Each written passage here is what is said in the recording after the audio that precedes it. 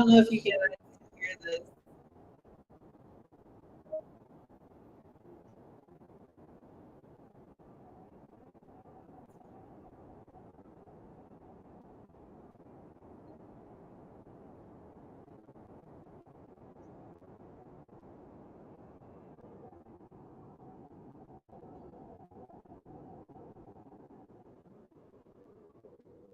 We'll turn it down a little bit.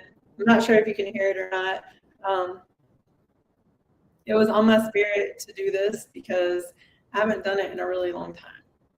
And I've been going through a whole lot. And so I always say, I'm like, if I'm going through all these growing pains, there's a chance that somebody else is going through them as well. And so I wanted to just come on here and talk about some things. I may or may not get to what we talked about yesterday, our pastor talked about, but one of the things that I wanted to talk about was growing pains. When we are growing, there is going to be pain associated with that growth. And what happens is we rely so much on external validation and external things and people telling us that, we matter and all these things, but what we are missing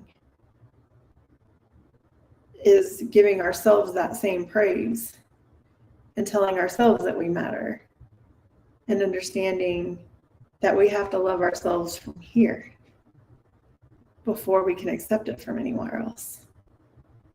Got to remember that. I wanted to just come on here. So that was on my spirit because I needed this. I was doing this a while back at 5 o'clock in the morning, and I was showing up, but the more my life has shifted and I'm going through my own growing pains, it's been difficult for me to stick to a specific time. It began to become a little stressful, and I realized that I wasn't allowing God to lead. I was allowing myself to lead. So what I'm having to do now is really allow Him to lead. And sometimes that looks like not showing up at the exact time every single day, whether it's here or at the gym or whatever else that I'm doing. Obviously appointments that are scheduled are different, but we have to look within and find who we desire to be. And if we're not doing that, we're allowing the world to tell us what we should be doing and who we should be and all these things. And we have to really be careful with that, because I can speak from personal experience. My vision is not seen from everywhere else, from everyone else. And so I may say something to someone that's been on my heart, but they may not understand it.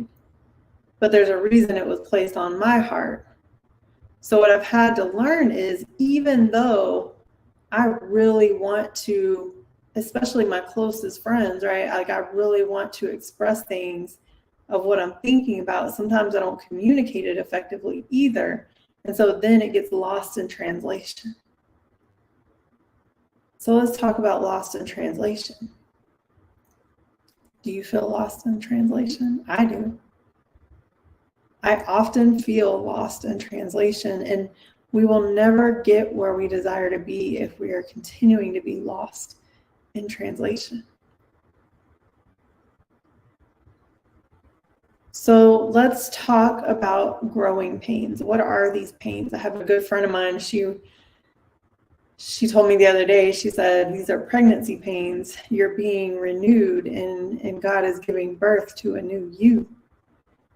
And these are your pregnancy pains. You are birthing a new you. And that's what I feel in every inch of my soul. Every cell in my body feels that. Because I know that even the person I was a few years ago, and I've been coaching for years, but I know that I was not in the right mental state for many, many years.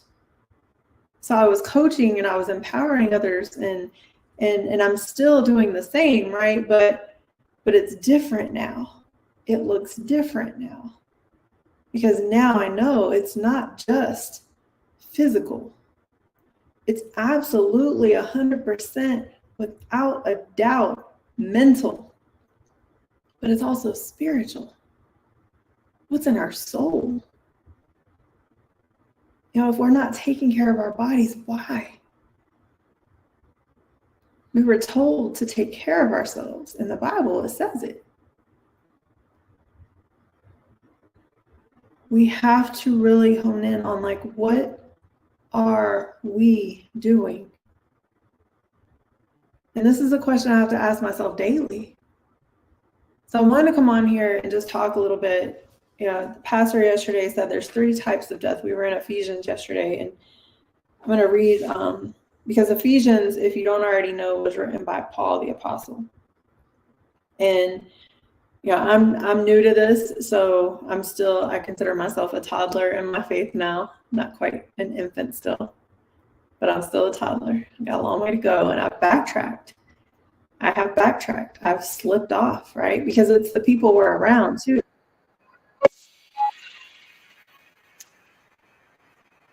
I just like to.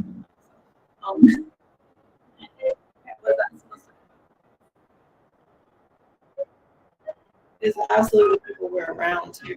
So be careful for your around.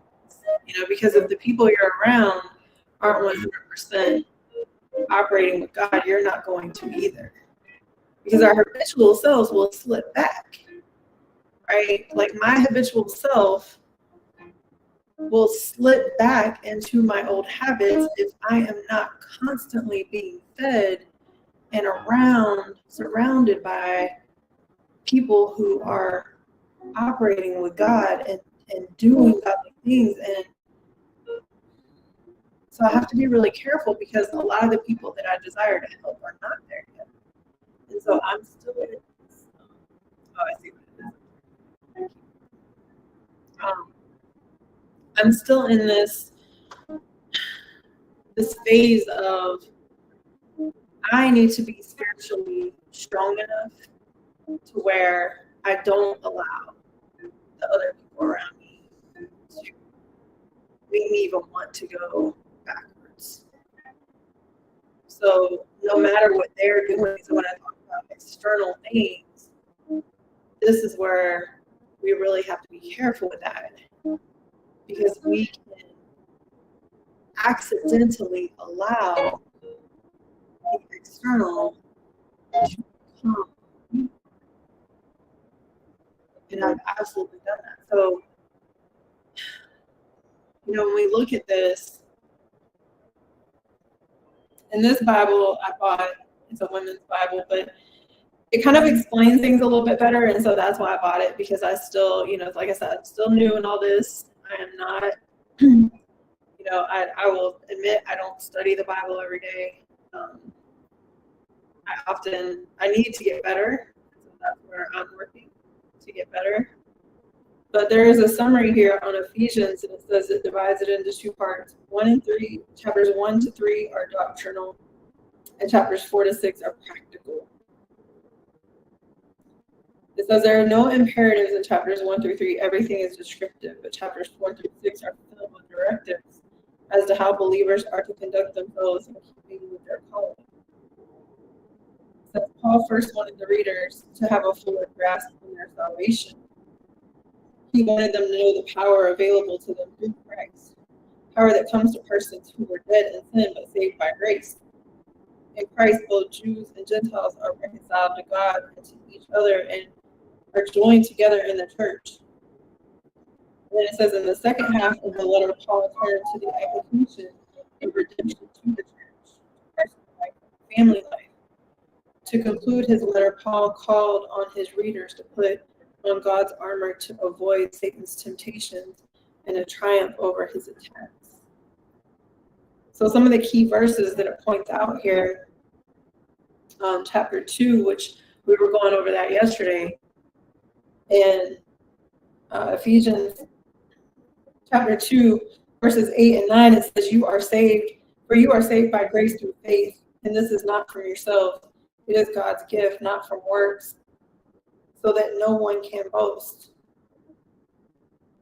So when I think of that, I'm always saying, be humble, stay humble. So basically what we have to understand is, the things that I'm doing right now are not on my own will. These are things that have come to me, right? Like ghostwriting for people, because I've just been a writer my whole life, and writing a book is easier for me. I will say writing someone else's book is actually easier than writing my own. But that's why I coach on overthinking and analysis, because I can do the same. And so I tell people I'm coaching me, you just get the benefit. and so I have to remember that. But things like that, like ghostwriting, you couldn't have told me, right? Like getting on stages and in front of people and being able to encourage them and empower them, but at a more massive level, like in big groups, like you couldn't have told me I would have been able to do that, right?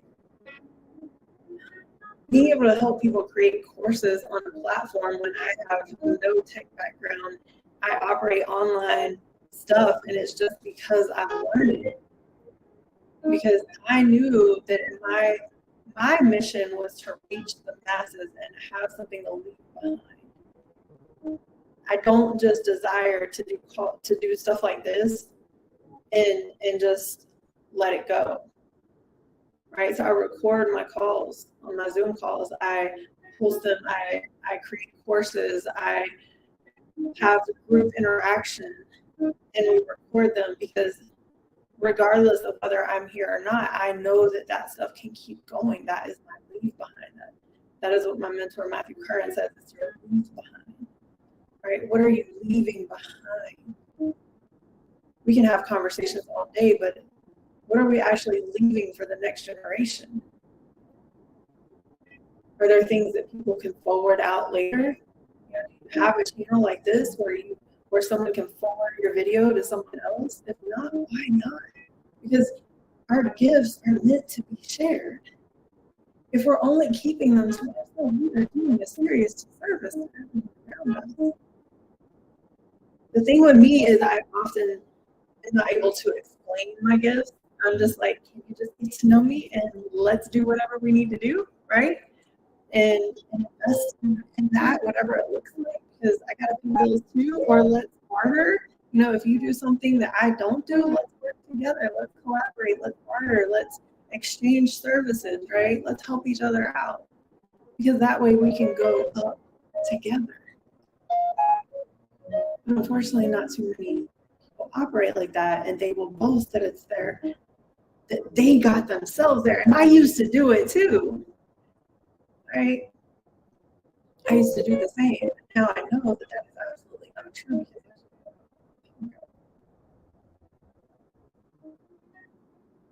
I was telling somebody the other day I had two directions I could have went.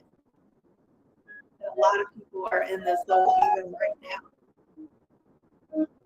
We have two choices. We can choose the road that is going to get us closer to the goals that we have in life and what we want to accomplish, or we can choose the road that's not going to. One road is going to lead us to fulfillment, inner fulfillment. The other road is going to lead us to resentment and regret.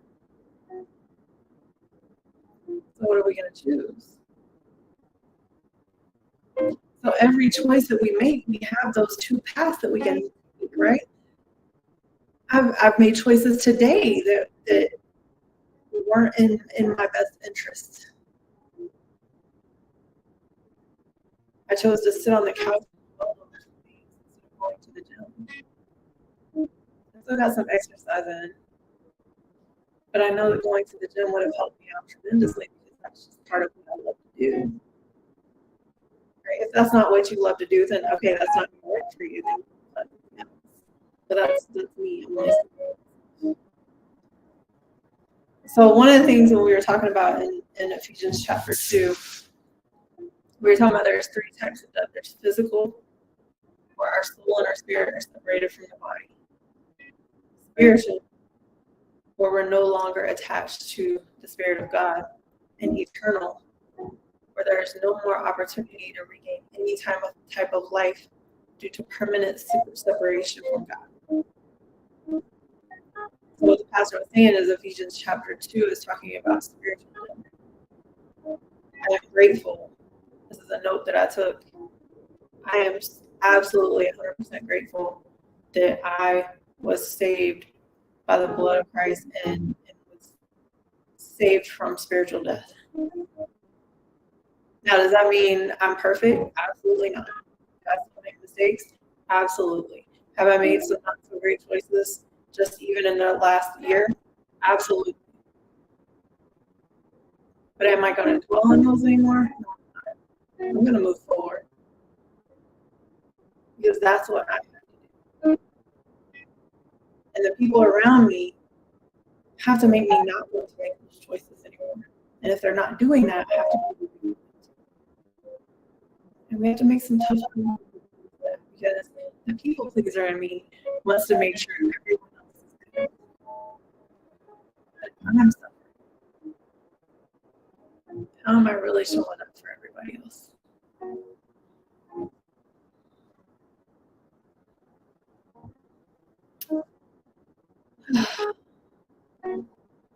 I'm grateful that I was saved from sin. Now, does that mean I never sinned? No. But I was saved from sin for the most part so that God can prepare me for service, because I do believe that we are meant to serve. We gotta serve. We gotta serve in here. Spiritually served in order to serve outwardly. Inwardly serve before we can go outwardly, if that makes sense. All right. So we are meant to serve, but we have to serve here first. Because what happens is, if we're only serving outwardly, and I've been here many times, we're only serving outwardly, and people want us to operate like this for some reason. Society like really wants us to operate like this, and it's really not good. Right? It's not good, but society wants us to just give and serve and do and all these things, right? But then we're mentally hurt and we're distraught. We're like crumbling on the inside, and we're trying to stay strong, so we never talk about it. And then what happens? Depression, suicide, ultimately sometimes. Which, if you're thinking about that, please call 988. I've had these thoughts. I promise you I can relate. But I know deep down I would never do it. But I know if I ever got that point, I would reach out. Because we don't want to make a permanent decision based off temporary emotions. So it's time for us to examine ourselves. I didn't go into this too much, but we did go through Ephesians chapter 2 yesterday. So I would encourage you to go through that as well.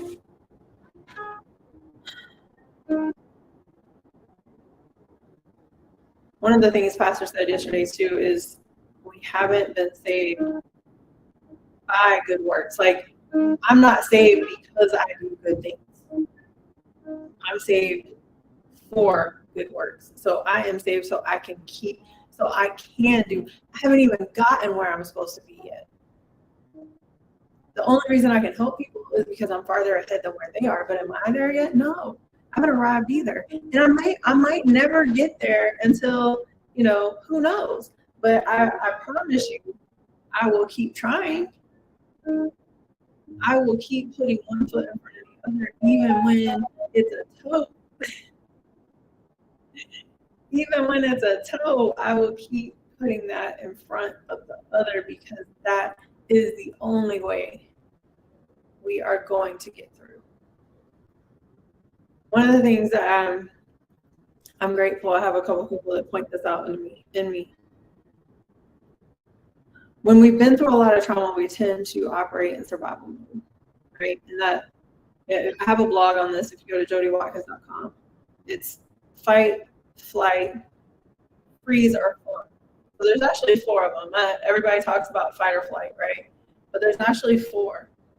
And my tendency is, well, it depends on the situation because I've actually done all of them. but depending on the situation, I would say lately, my tendency is fawn, hide in the background. If I'm comfortable, I need people around me that are gonna tell me to come up to the front, come tell your story, come share.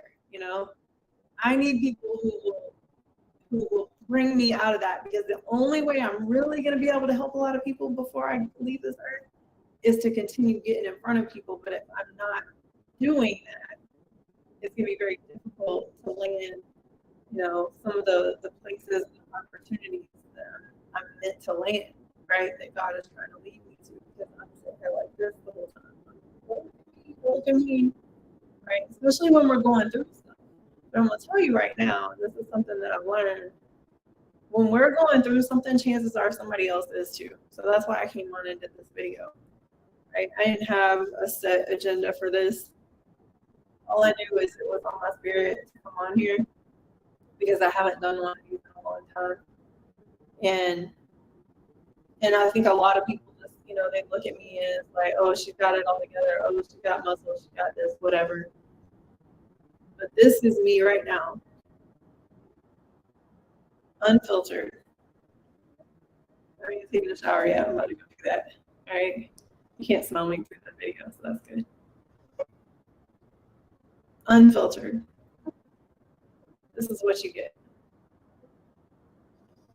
And I'm grateful that I get to be around people now that accept me for who I am.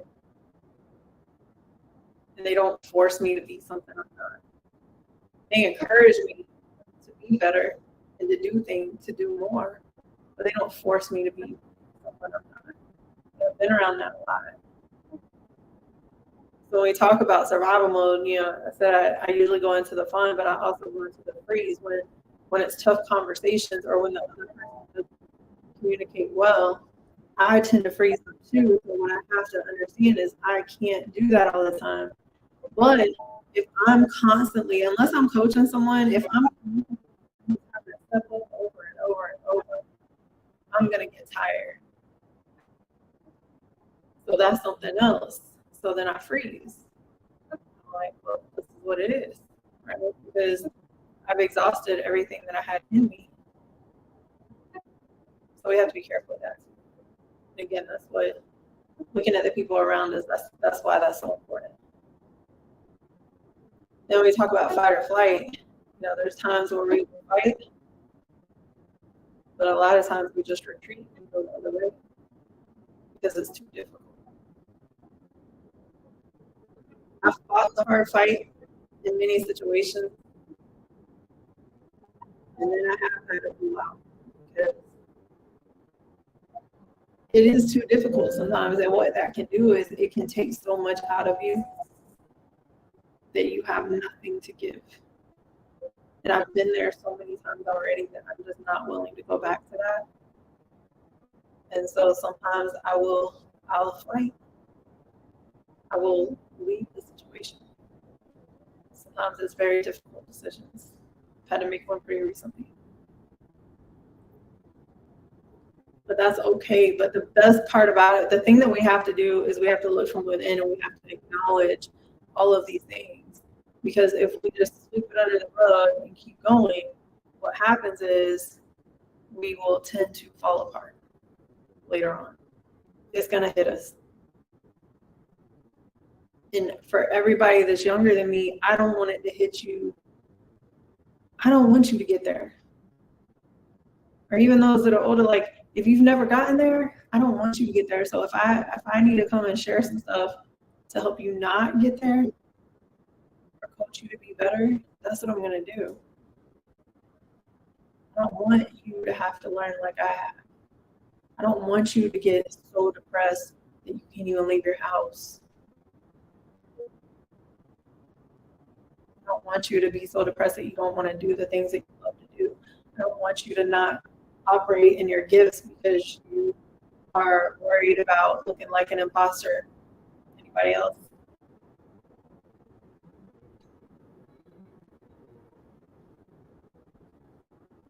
So that's why now I just, we're like, what are you doing? I'm like, total transformation. What do you need? Total transformation.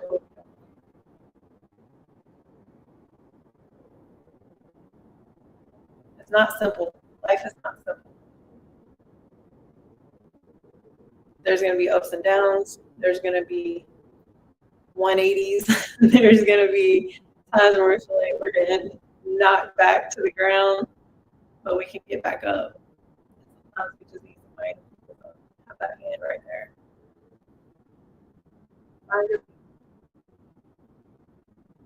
So I kind of went off track with this, but don't be spiritually dead because we have to look inward or we will be without fulfillment.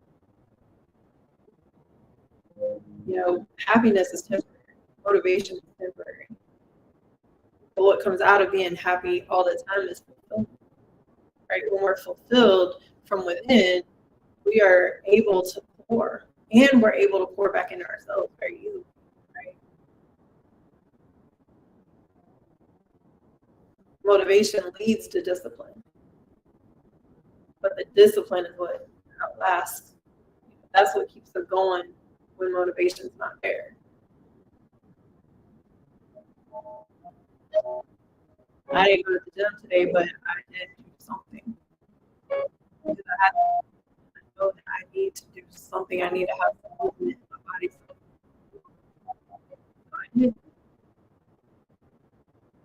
that's discipline, right? It would have been easier to just not do it, but I knew I would feel good if I did that. So look within, you guys. Look within, and if you know anyone who needs to hear this, please share it. I know when I'll be back on here, but I have the platform to do it. So there's no reason why I can't. And honestly, like I said, I need to do this more. So I wrote something yesterday and I shared it with a couple of people. And my voice is a little raspy right now, but all I was thinking about yesterday was renewal.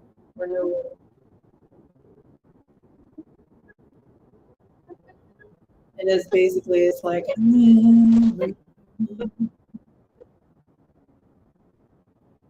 I am I am renewed to you. Yes, you see me, you chase me, you pursue me, you keep me, and you love me. You don't let me.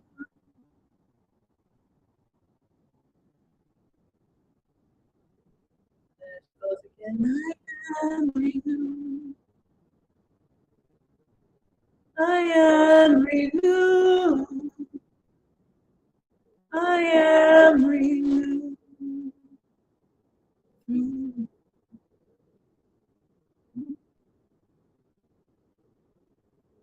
Yes,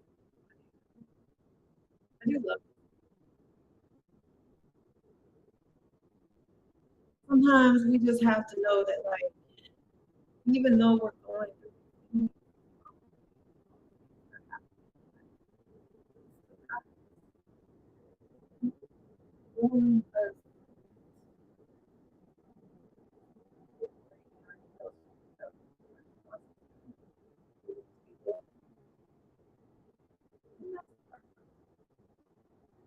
so today, be willing. You never know where your life. God bless you.